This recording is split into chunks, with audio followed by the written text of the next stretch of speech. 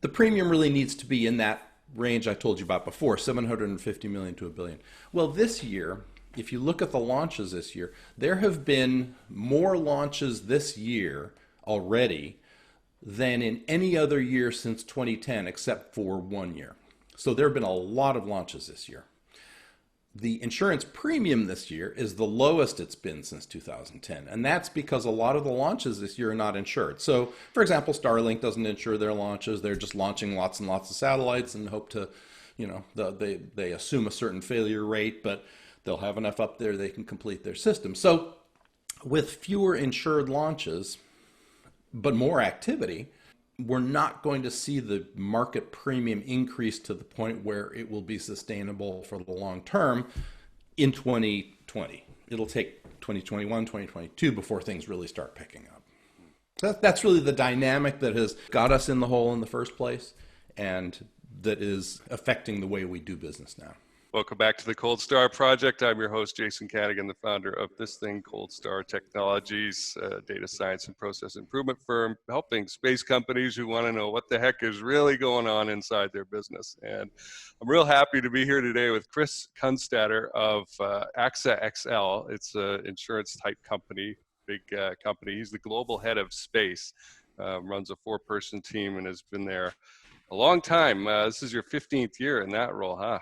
Yeah, been there since 2006. I was with another company running their space group from 84 to 2006. So I've been in the business for about 36 years. Yeah, you have a lot of experience to share. And I got to say, Chris, I kept bumping into people as soon as I got into the money side of space who kept telling me, you got to talk to Chris.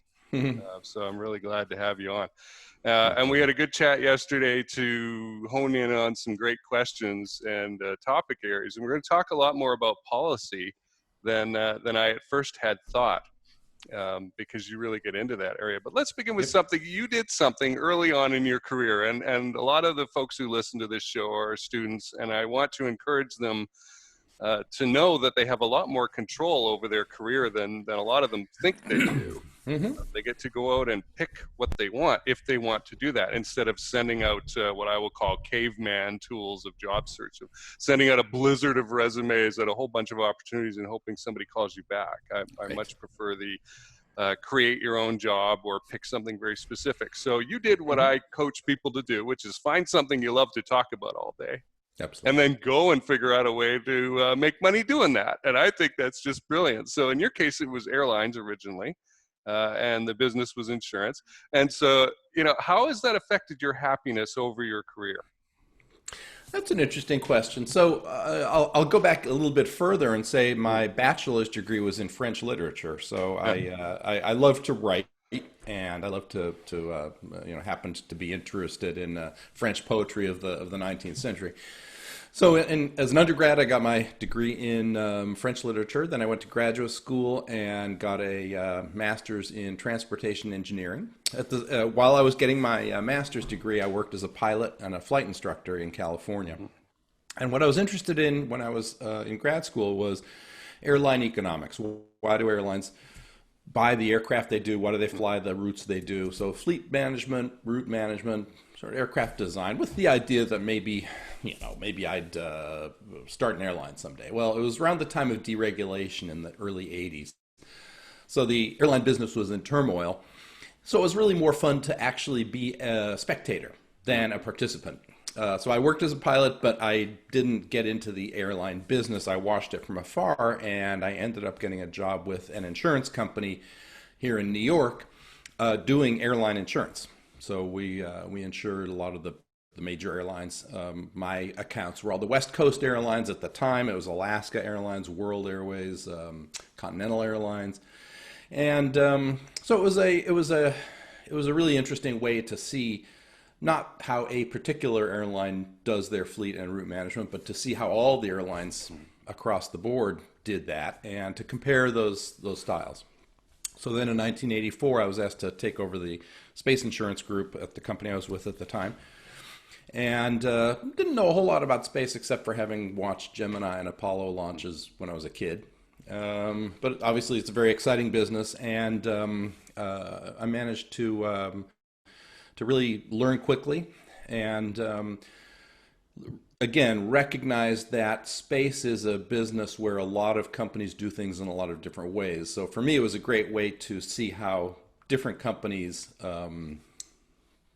start, how they develop, how they grow, how they make, the right decisions, the wrong decisions, how things fail, how technology fails sometimes. And I will say it's really been a fascinating job, and every day I'm learning something new.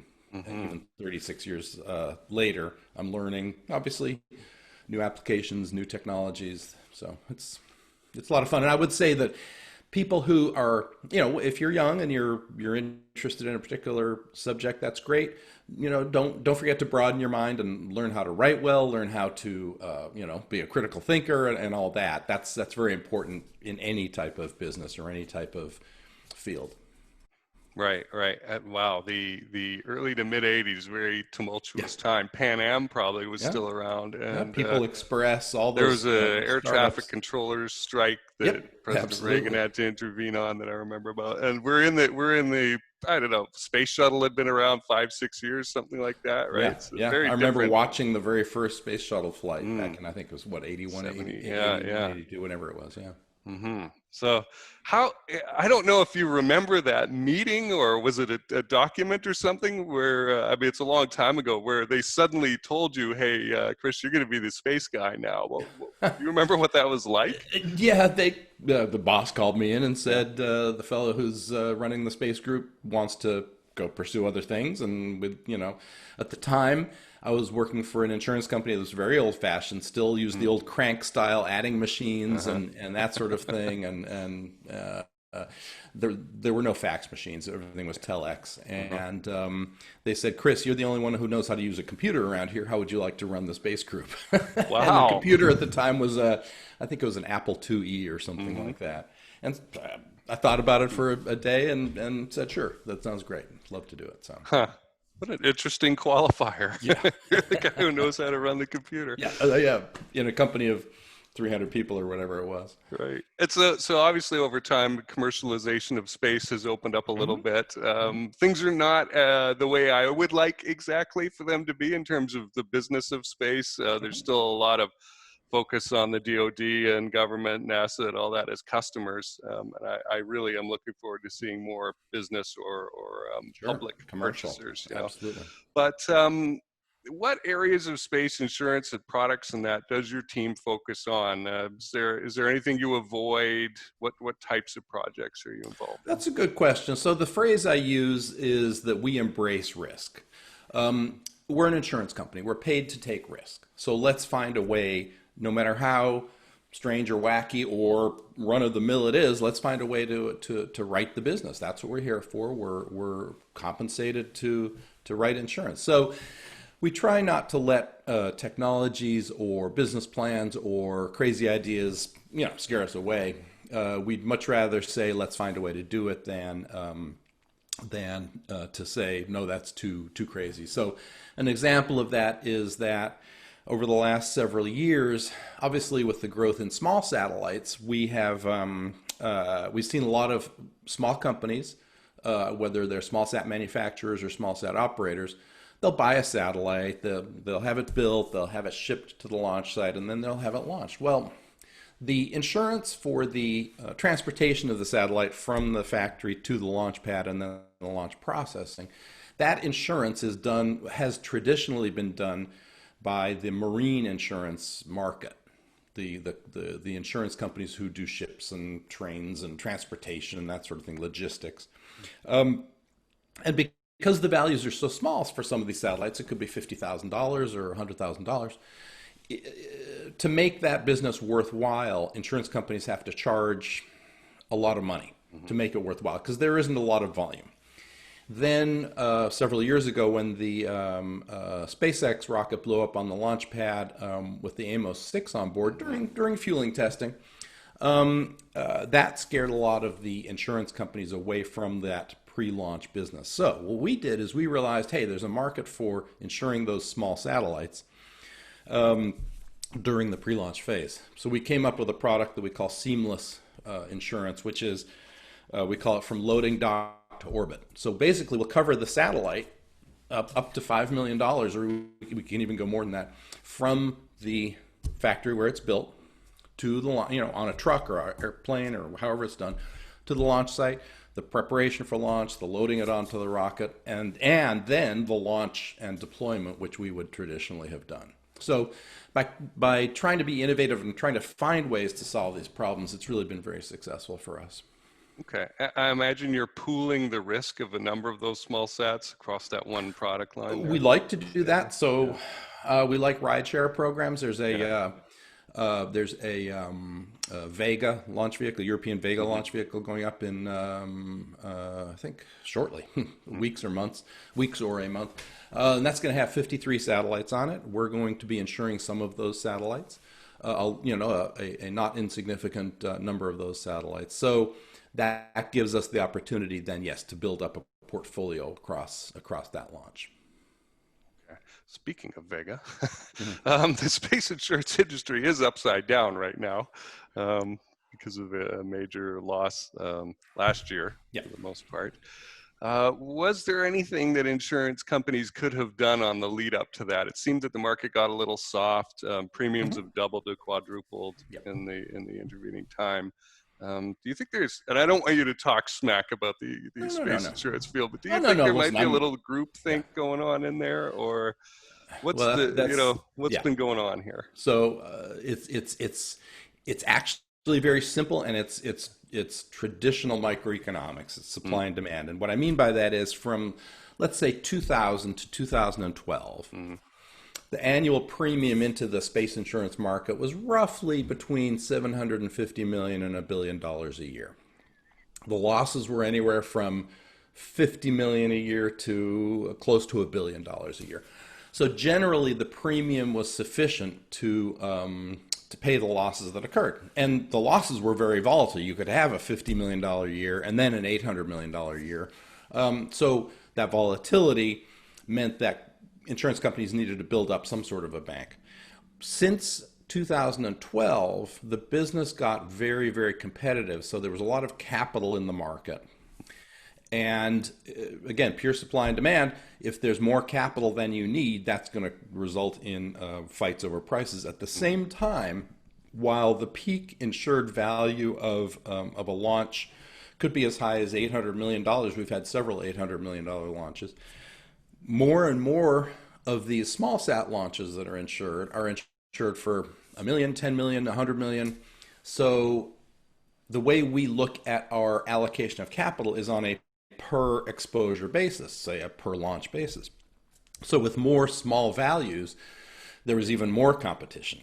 So that the $800 million worth of capacity that's in the insurance that was in the insurance market was fighting over these $800 million launches, but also these $50 million launches. So it just resulted in a very, very steep decline. And essentially from 2012 to 2019, space insurance pricing dropped by 50%.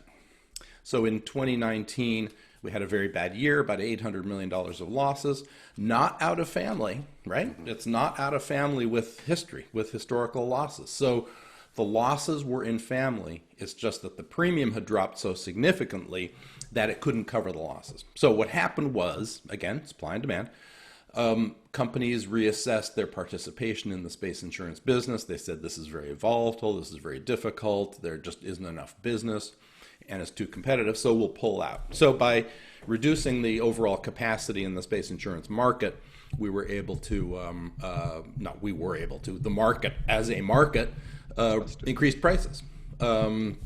So prices have increased somewhat. That's good. That helps us because we're no longer in a very deep hole. From 2017 through 2019, well, through the beginning of 2020, we've had about $1.6 or $1.7 billion worth of losses and about $1 billion worth of premium. And that is not sustainable. Prices have to go up. One of the difficult factors is, so let's take last year, 800 million of losses, 500 million of premium. The premium really needs to be in that range I told you about before, 750 million to $1 billion. Well, this year, if you look at the launches this year, there have been more launches this year already than in any other year since 2010, except for 1 year. So there have been a lot of launches this year.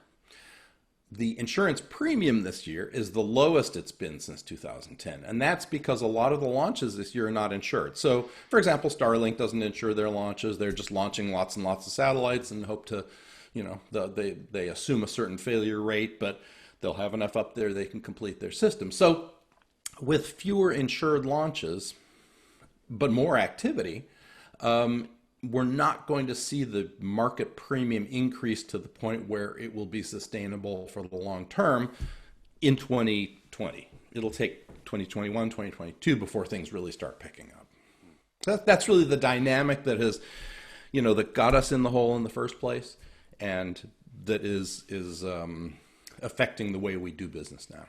Okay. Now, it seems to me, though, kind of crazy that insurance companies would rely purely on the premium to cover possible losses. Surely they don't. They must have a fund somewhere. Like if I was running a warranty department, I would have a fund Sure.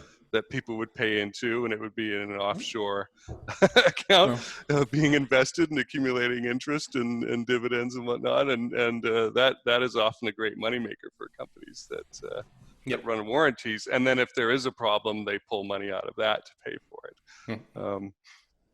But by the expression you just gave me, I'm imagining that's going to be off topic. And, no, it's not. And I'll explain. Yeah. It's actually very simple. Some types of insurance, like life insurance or any sort of liability insurance, has what's called a long tail. You don't know what your losses are going to be for many, many years. So you have the money, you have the cash, you have it, you can invest it, you have the float on it. Okay. Two things work against us. One is insurance rates are very low right now. So investment income is low. Insurance companies have to rely on underwriting profit. The second thing is our business is very short tail. In other words, we know if from liftoff to deployment of a satellite is 30 minutes, we know in 30 minutes whether we're going to have to pay a claim for that rocket, and we know within a few months if we're going to have to pay a claim for that satellite. So there's no time to invest the money that we take in. We have to make a profit purely on underwriting. So yes, insurance companies indeed do have very significant investments, but for property, short-tail property business, which is what space insurance is, there's really no opportunity to invest the money.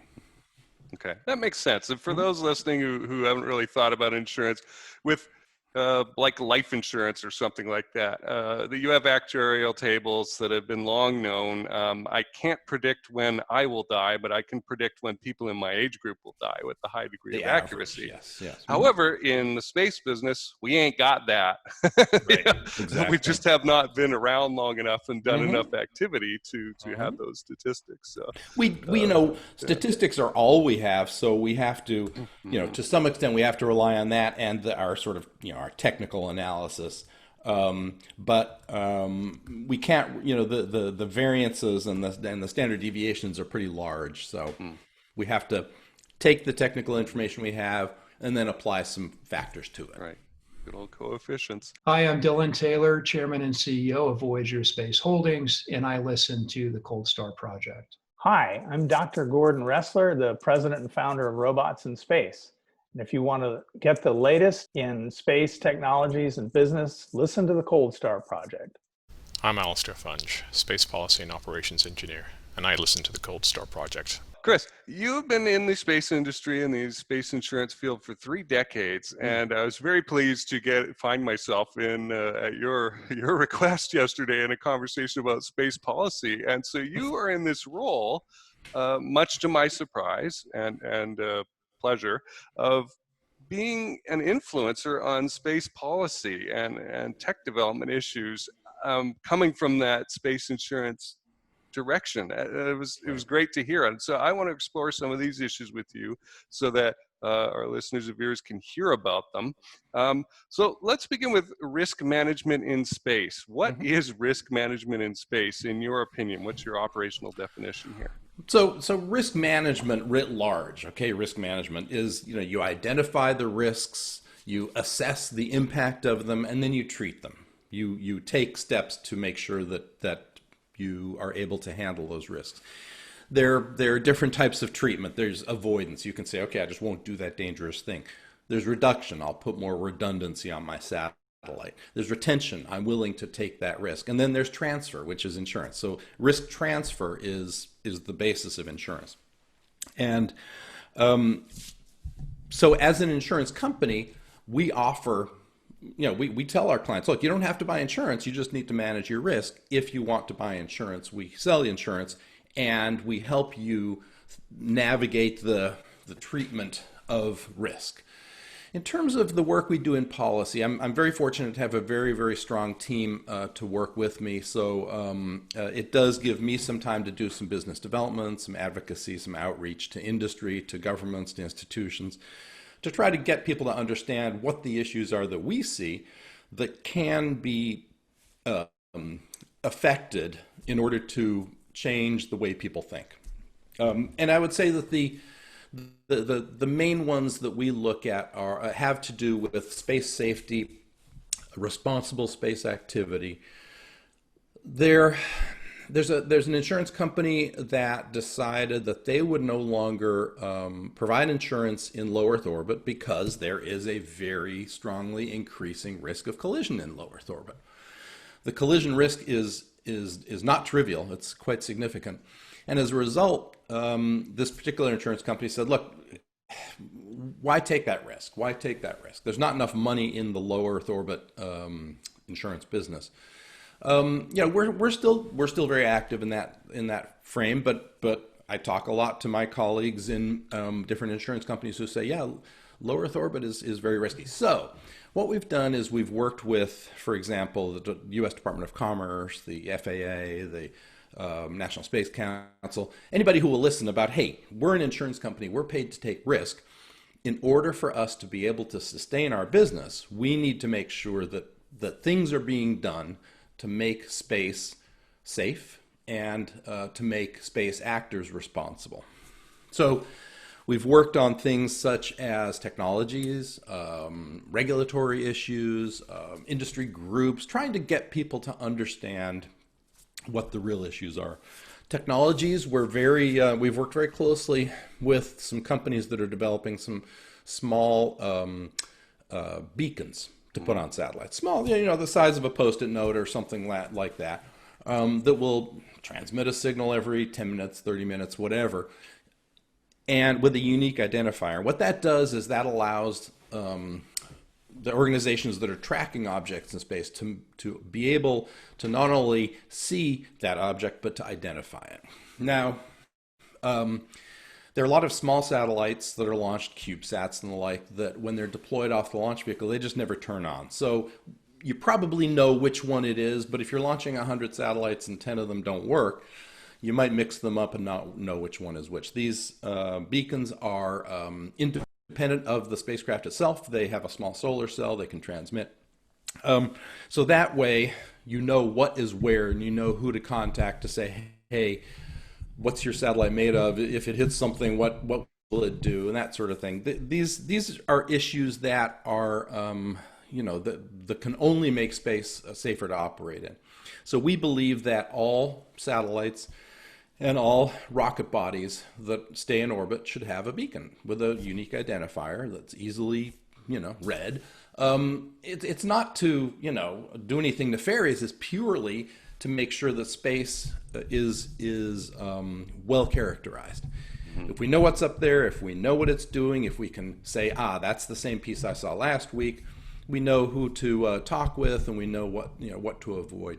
So beacons are very important to us. Another thing that we're very big on is propulsion. If you're above our orbit of the International Space Station, the ISS, you should have propulsion on board for two reasons. One is collision avoidance. Okay, if there's a potential collision with another object, you want to be able to get out of the way. There are very, very small propulsion systems that even fit on a 3U CubeSat. Take very little power. You don't need much delta V. You don't need much thrust out of them, but they will help you to avoid a collision. More importantly is they'll help you deorbit at the end of your lifetime. If you're below, say, 650 kilometers orbit, you will probably naturally deorbit within 25 years, but 25 years is a long time. So this will help you speed that up. If you're above 650 kilometers, you're going to be up there for a very long time and a threat to all sorts of objects. So it really pays to deorbit. And then the third thing is indeed that 25-year rule.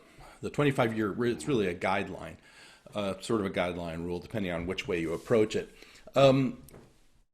It says that after the end of your operational life, you have 25 years to remove your object from orbit. That was developed about 25 years ago when we didn't have constellations of thousands of satellites. We didn't have as much launch activity as we do now. So there just wasn't as much traffic up there. So 25 years was okay. Today, 25 years is not okay. There's too much up there. People need to be responsible. They need to get their objects out of orbit as soon as possible. So we've done some work again with policymakers, regulators, and the like to say, look, we might want to consider making that 25 years 5 years. In some orbits, maybe even 1 year if it's a very crowded orbit, and there are a lot of very crowded orbits in low Earth orbit. Wow. So those are some of the sort of things we're trying to get people to be good actors. We're trying to incentivize them. We're trying to get them to be role models. We want our clients to be role models and to say, yes, we'll do that because this is the right thing to do. As an insurance company, everyone wants an insurance discount. Everybody would like a discount on their insurance. I'm paying too much for my car insurance. Well, everyone's paying into that pool so that those who have the accidents can be reimbursed. And it's not so much that if you do those things, you will get a discount, because those things like beacons and propulsion and the like, that's sort of the minimum. That's the minimum you can do. So let's say that is that's the minimum. That's not the aspiration. That's the minimum you can do. If you do more than that, then maybe we will give you some sort of an incentive. But if you do less than that, you'll probably get penalized for that. Now, we haven't gone out and said we're going to give a surcharge for if you don't do this, you don't do that. But this is the way we're thinking. Okay. That was so, a very long long answer to your question. Incentivize and punish. Well, I want to hear it, because this is the kind of discussion we need to have. For listeners and viewers, what we're talking about here is the ability to influence policy and regulation. And like when I got into the space field, I thought all this stuff was taken care of. Like, what do you mean they don't have beacons on them and aren't identifiable on that? Well, tell that to a guy like Clint Clark at Exoanalytic, who has cameras trained at the sky, right? And that's what they do for geo orbit, is spot the trail and try and identify that's that satellite. It doesn't have a beacon. Sorry. Now, most satellites are designed to transmit, right? So we've run into operators who say, oh, don't worry, our satellites all transmit anyway, and they're big enough, you'll know what it is. If something happens, it sure would be nice. And then you have military who don't want you to know where their satellite is what it is doing necessarily. We don't expect 100% compliance. Yeah, we don't expect 100% compliance.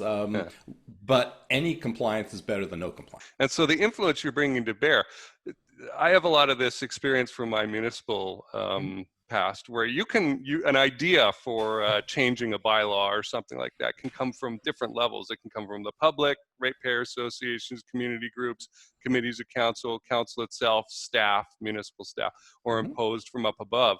And I see parallels here in the space industry, where you've got senior governments and regulatory bodies, down through operators and influence groups and that. And then here's the insurance field with money, lots of money. And that's the kind of the stick that you've got, where, look, guys, if you make this too scary for us, too risky, we're just not going to put money into it. We're going to go insure something else. And it's kind of harsh, but that is the ultimate threat. And the market will make you do that if you have to. I know, a couple of big contributors to the space industry insurance funding got out last year, right after that big incident. So, and in terms of to come back to this incentivizing, if you go back when I was a kid, say in the 60s, seatbelts, cars didn't have seatbelts, right? When seatbelts were introduced, they were a paid extra. You pay extra to have that option. Right? Yeah, you can have seatbelts, but it's going to cost you. Well, then they realized seatbelts save a lot of lives, and they became standard. We're looking at that same model here. Right. And sometimes it really does take somebody. I think that was Bob McNamara at Ford, who, when he was president Okay. of Ford before being Secretary of Defense, he noticed, hey, the body folds in half and a lot of people are being Yep. impaled on the steering Yep. column, Yep. which is a terrible thing. So, yeah, we no more of Simple this solution. waist seatbelt. We Yeah. need to have the cross sash. Yeah. And It's so, not difficult. yeah, but it sometimes lives have to be taken, unfortunately, Sadly, before yep. people will pay any attention to it and Yeah, go, well, okay, I guess I'll adopt the seatbelt. And then you need a public relations campaign, and still Right. people don't use them, and police have to go out and fine and assess tickets and that kind of thing. So, in what other ways do you believe, as a space insurance entity, you and your organization can affect government and regulatory policy? We don't necessarily want to affect regulatory or policy. We'd rather just affect our clients and the people who rely on space. So the commercial operators, the governments, the what have you, the scientific community.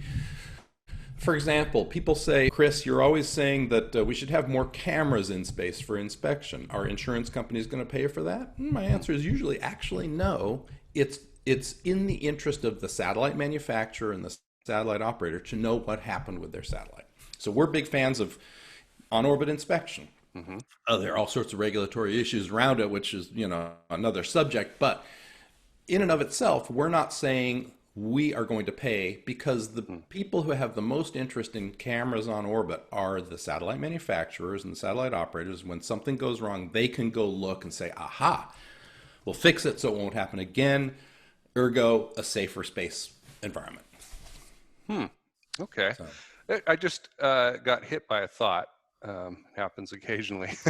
Is there anything do you predict that will happen with space industry or space insurance funding when we get, say, a Daniel Faber gets gas stations in space going, and satellites are able to be refueled, or the thing Dennis Wingo invented that Orbital uses to clamp onto the ring of satellites and give them extra life in that, and now they're flying around more. Sure. Is that extra motion moving around in orbits and that going to affect the premiums at all, do you think, that you're expecting customers to pay? I think that the ability to do on-orbit servicing, and we're very involved in that. We're a member of Confers, which is an organization that was started by DARPA, but is now is much more ubiquitous and has a lot of international participation. And we look at, we're looking at trying to make on-orbit servicing just much more ubiquitous. On-orbit servicing will be great for insurance, because it will help to mitigate losses. If a satellite is in orbit and has a problem, and it can be fixed, that's a way to reduce the insurance claim. The satellite operator wants their satellite up and working in orbit. So to figure out who's going to pay for that on-orbit servicing, that's all to be determined. Will it be the insurance company? Will it be the operator? I think there are a lot of things that need to be worked out. Nobody wants to throw good money after bad. So if there's a loss of a $300 million satellite in orbit that can be fixed with servicing, but the servicing doesn't work, then you've just spent all that money to do the servicing. And, if it hasn't worked, then you really have to figure out how that gets paid for. Okay. And and I feel that would be a claim. Yep, but absolutely. then again, they touched it. Right, exactly. So you get responsibility and all that sort of thing. That's the kind of stuff we work on, and working through Confers and other organizations, we're trying to develop that. Okay, and wanting to make that process smooth rather than tied up in absolutely some sort nobody of wants to wait arbitration 3 for years. Yeah. Right, nobody wants to wait 3 years to get that servicing vehicle up there. That's 3 years of lost revenue. You could build and launch a new satellite in that time. So those are the trade-offs that we need to figure out. Well, this has been very interesting, Chris. So I look forward to having you on again if you're up to it in a few months, let's say, and have maybe a slightly different or more in-depth conversation of some of these issues. We'll see what I learn in the meantime, and what we come up with. In the meantime, where can people run into you, connect with you? Where should they go? Well, in pre-COVID times, I was I like to say I never met a microphone I didn't like. I give a lot of presentations and speeches at conferences and the like. And, when things start opening up again, I'll certainly be around on the circuit. But people can always reach out to me by email. Is the easiest way.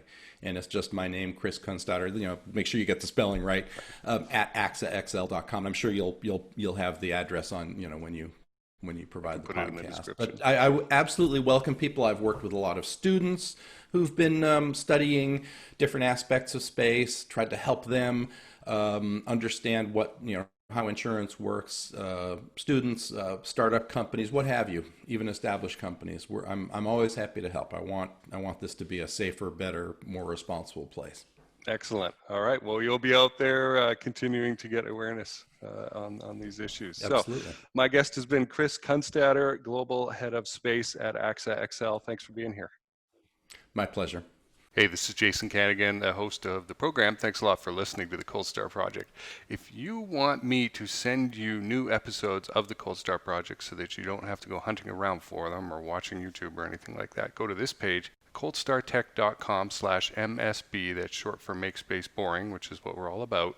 And drop in your email address there, and I will be able to do that for you. Make Space Boring is another little show that I run. It's a shorter format, quick interviews, and news of the day, and sometimes an update of who I'm meeting and what I'm learning in the space field. It's on the same Cold Star Tech channel. Speaking of which, on the YouTube channel, I can do something I cannot do on the audio-only version, which is add playlists. And so there may be topic area playlists on the YouTube channel that you would be interested in digging into and going down the rabbit hole and learning more about. For example, space law and policy, space situational awareness, lunar mining and construction and fun stuff like that. So go check that out. That is at coldstartech.com/play. That's the short link to get there. Anyway, thanks for listening, and I look forward to talking to you soon.